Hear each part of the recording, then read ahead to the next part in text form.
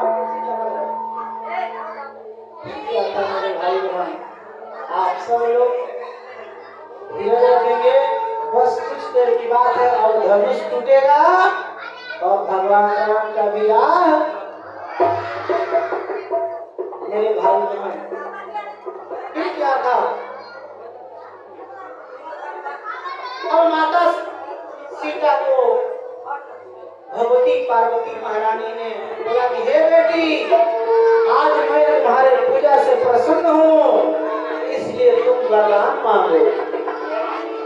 सब लोग शांति बनाए रहे। और बीच बीच में जो भी समझदार लोग हैं अपना अगर बगल शांति बनाना चाहते हैं। अगर कोई हल्ला करता है तो उसको थोड़ा समझाइए।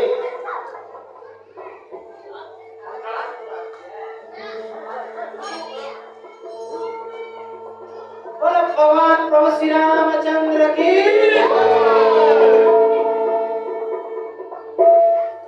भगवान राम जी आ गए हैं, आप लोग आनंद लेते रहे। अब माता सीता भगवती पार्वती से बोले कि हे माँ, मैं वरदान तुमसे मांगू तो क्या मांगू? मैं वरदान तुमसे मांगू तो क्या मांगू? हे भैया, मैं क्या वरदान मांगू? हम बेटियों का बाबू को मानना चाहिए ना। हे माँ, मैं आखिर क्या मांगू? हम बेटियों का सबसे बड़ा दिक्कत यही है कि हम बेटियां समाज में चाह तो बहुत कुछ सकते हैं। हम बेटी चाह तो मन में बहुत कुछ सकते हैं, लेकिन हम अपने मन के सारी इच्छा को जुबान से प्रकट नहीं कर सकते। अब वास्तव में जानते हैं उसी बेटी का वैल्यू होता है जो अपना मन के बात मन में रखती है।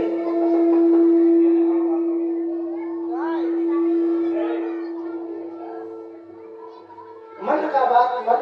एक बार सुपनाखा ने अपना मन की बात राम जी से डायरेक्ट जाके कह दिया, नतीजा क्या हुआ आपको मालूम है? नाम का वैभव किया। जय श्री राम।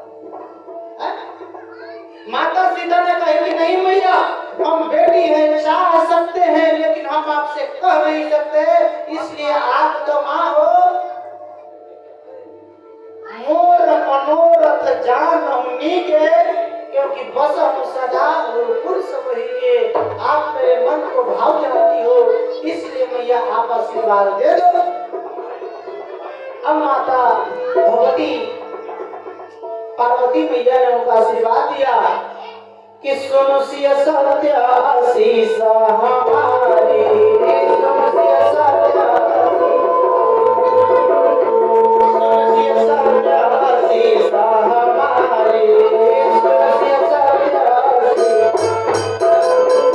सुनो सिया सत्य आशीष हमारी, सुनो सिया सत्य आशीष। अरे पूजी मनोकामना तुम्हारी, पूजी मनोकामना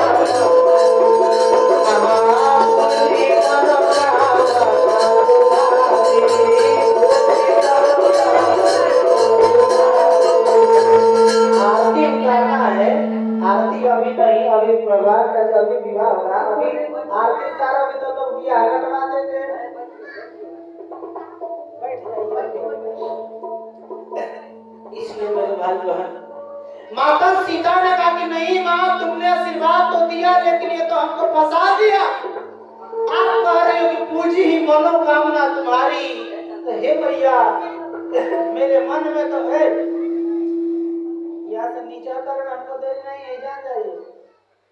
यहाँ ऊपर वही रहेंगे, चुपचाप शांति से रहेंगे। आप लोग कितना अच्छा आदमी है। अब विवाह की तरफ कथा चल रही है, इसलिए सब भाई बंधु से निवेदन है आप लोग शांति बनाएं। अशांति नहीं बनाएंगे तो और एक घंटा लेट हो जाएगा। बोले सियावर रामचंद्र की। इसलिए माता भगवती ने कहा कि हे बेटी, जब खोल करके तुमको आशीर्वाद चाहिए तो खोल करके मांगो, खोल करके मांगो। माता सीता ने कहा कि नहीं मैया, हम बताए आपको कि हम बेटियां खोल करके हम नहीं मांग सकते। आप माँ हो, आप हमारे मन की भाव समझ रही हो, आप खोल करके आशीर्वाद दो। माता भगवती ने कहा ठीक है, फिर आशीर्वाद दिया। अरे सुन सिया सत्य, ये तो दे दिया। अब की बार कहा कि नारद बचन सदा सुनी साचा, नारद बचन नारद बचन सदा सुनी साचा, नारद बचन सोबर मिलही जाही मनोराजा, सोबर मिलही जाही सोबर मिलही जाही मनोराजा, सोबर मिलही जाही। ए बेटी जाओ, तुम्हें वही दुल्हा वर के रूप में प्राप्त होंगे जिनको तुम अपना मन से चाहती हो। माता सीता ने कहा कि ये भैया क्या कर रही हो बेटी के साथ में? अरे थोड़ा खोल के आशीर्वाद दो, खोल के।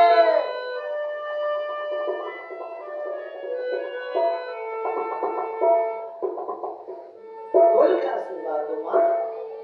अब भगवती पार्वती महारानी ने सोचा कि चलो इनका के देर करे से बढ़िया है तो खोलिए का आशीर्वाद दे दो। तब जाकर के भगवती ने आशीर्वाद दिया कि हे बेटी, अरे मन जाहि राज्य मिलहि सोबर, साज सुंदर सावर, मन जाहि राज्य मिलहि सोबर, साज करुणा निधान सुजान श्री दूसरे हो जानत राम प्रभु, करुणा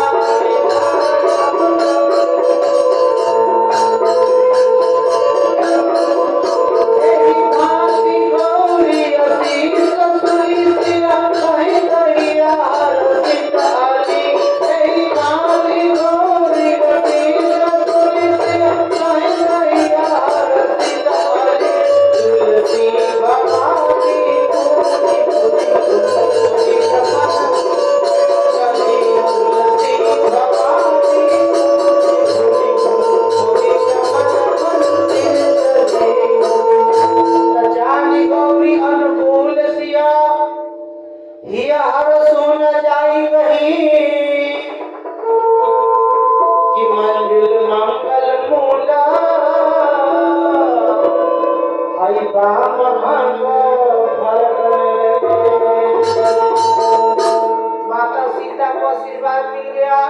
अब उनका बायां अंग फड़कने लगा।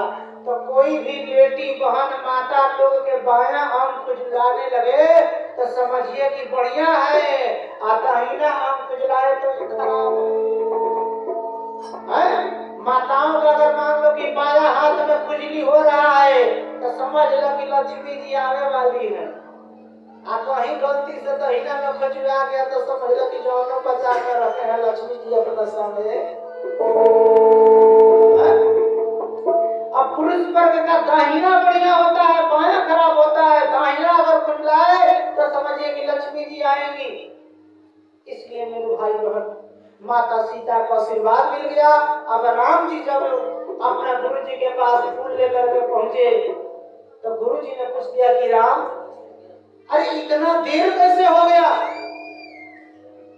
राम जी ने कहा कि क्या कहूं गुरु जी, देर इसलिए हो गया कि मैं पुष्प वाटिका में जब गया तो पुष्प वाटिका में हमको जनक जी महाराज की पुत्री दिख गई। गुरु जी ने कहा कि जनक जी की पुत्री दिख गई तो तुमको राम उनसे क्या लेना देना था?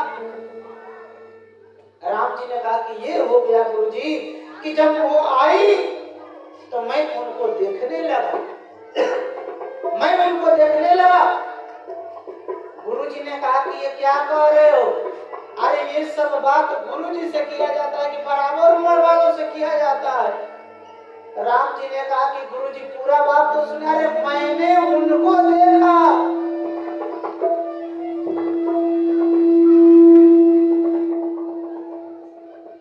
कल से दिन बाइके के कथा होके लगी ना बार-बार आवाज आवता है। कथा विवाह प्रसंग है, जब एकरा में तनिको बिगिन आएगा तो लगेगा कि राक्षस है भगवान की पूजा में बाधा डाल रहा है। मैंने उनको देखा तो सीता जी भी कोई पीछे नहीं थी, उन्होंने हमको देखा। गुरुजी ने कहा कि बस करो ना, अब बताइए कि ये बात गुरुजी से कहा जाता है। गुरुजी ने कहा कि राम क्या कह रहे हो? राम जी ने सारा बात अपना राम कहा सब कौशिक पाई। तो गुरुजी समझ गए कि सरल स्वभाव छुअत छल। आजकल के लड़कन क्या करता है? आजकल के लड़का माता पिता के पास बैठे हैं, आए वो जहाँ फोन अगर एने होने से आ जाए तुरंत माता भीतर फिर से हट जाएंगे। हेलो, माता पिता पूछते केकर फोन है हो? आता वो हमारा कंपनी को फोन आ रहा है। अब कौना कंपनी को फोन आ रहा है वो भगवान ने जाने।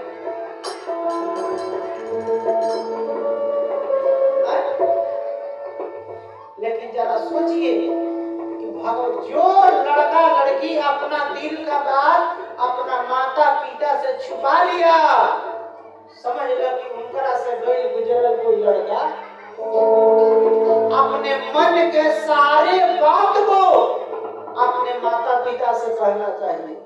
तभी तो माता पिता आपको बताएंगे कि क्या सही है और क्या गलत है। इसलिए अपने माता पिता से कभी कोई बात छुपाना नहीं चाहिए। अगर कोई बात आप छुपा रहे हो इसका मतलब कि आप कोई गलत काम कर रहे हो, तब तो नहीं बता पा रहे हो।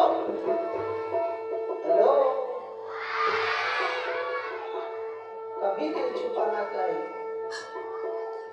राम जी ने सारा बात कह दिया। गुरु जी ने देखा कि ओहो, जब मेरा राम इतना कह रहे हैं इसका मतलब राम बेचारा दिल का साफ लड़का है। गुरु जी ने भी आशीर्वाद दे दिया। अरे सुफल मनोरथ हो तुम्हारे, सुफल मनोरथ हो, सुफल मनोरथ हो तुम्हारे, सुफल मनोरथ हो।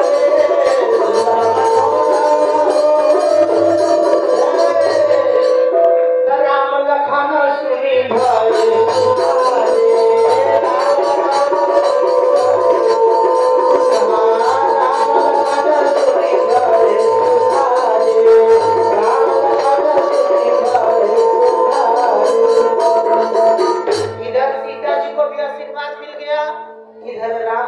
आशीर्वाद मिल गया। अब देखते देखते जब रात्रि हो गई तो ना राम जी के एने मन लग रहा है और ना सीता जी के मास्टर साहब। अरे घटाई बढ़ाई पिरही दुखदाई, घटाई बढ़ाई पिरही, घटाई बढ़ाई पिरही। पिरह का जैसे दुख बढ़ते जाता है, घटता है, बढ़ता है, वैसे राम जी को लग रहा है कि फिर एक बार सीता को देख लेते। और सीता जी को लग रहा है कि फिर वही राम जी को तनी एक बार दर्शन हो जाता।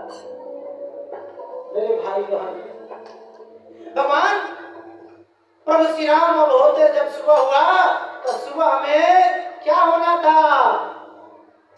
सुबह में अब धनुष यज्ञ का कार्यक्रम होना था।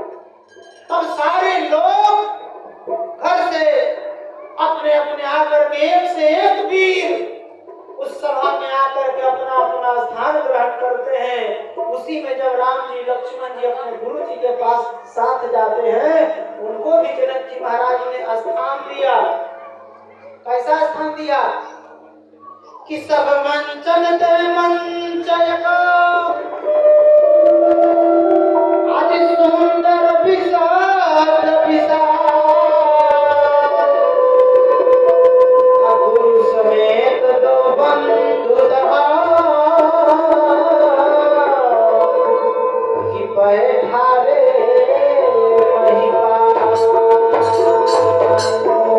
राम जी को भी लक्ष्मण जी को गुरु जी को आश्रम सबसे जो ऊंचा मंच था वहां पर उनको बिठाया गया। और फिर क्या था, धनुष यज्ञ का कार्यक्रम। अब जनक जी महाराज ने अपने पुरोहित यानी सतानंद जी को बोला कि आप शुरू करिए। सतानंद जी कौन थे?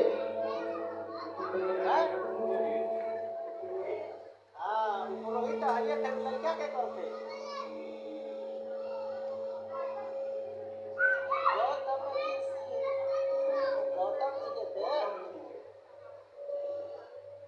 जब वो लोग चले गए गौतम ऋषि आश्रम छोड़ के और अंजना अहिल्या पत्थर हो गई, तो उस समय जनक जी महाराज उनका पालन पोषण किए, क्योंकि माँ बाप में झगड़ा होता है तो लड़का के कष्ट होता है।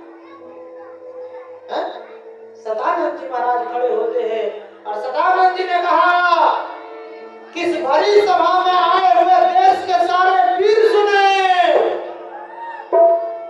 और इस सभा में आए हुए सारे महावीर सुने, आकाश मंडल में सारे देवता सुने और अपना भेष बदल करके इस सभा में बैठे हुए सारे दानव सुने कि जो भी व्यक्ति भगवान शंकर के इस रखे हुए शिव धनुष को तोड़ लेगा, हमारी पुत्री सीता का विवाह बिना सोचे समझे उसी के साथ कर दिया जाए। अब यहाँ से कार्य प्रारंभ की जाती है। महाराज इतना सुनना था कि सारे वीर दौड़ पड़े कि पहले हम तो पहले हम तो पहले हम तोड़ दे हम तोड़ दे हम तोड़ दे। जानते हैं क्यों? क्योंकि सीता जी कौन है? सीता जी लक्ष्मी है और लक्ष्मी जी को कौन नहीं चाहता कि लक्ष्मी जी हमारा घर चले?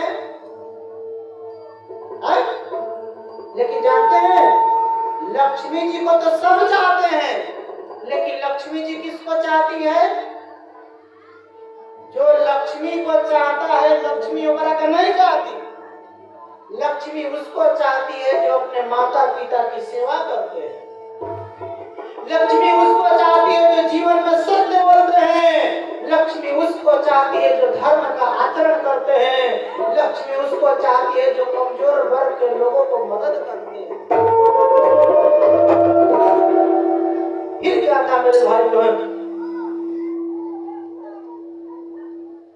माता लक्ष्मी को पाने के लिए सारे वीर दौड़ जाते हैं। सबसे पहले तो वीर एक हाथ से ही उठाना चाहते हैं धनुष को, लेकिन जब एक हाथ से